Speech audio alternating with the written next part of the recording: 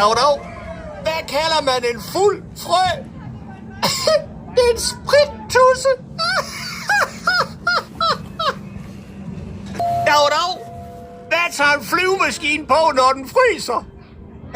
Den tager en flyverdragt på.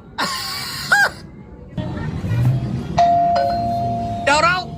Hvad laver tømmer, når han er fri? Ja, han laver lige, hvad der passer ham. Dag. Hvorfor flyver fuglene sydpå om vinteren? Det er da fordi, der er for langt at gå. Dag. Hvor mange drenge er der i Danmark? 2. Danmark. Dag. Hvordan bliver man ekspert i tordenvejr?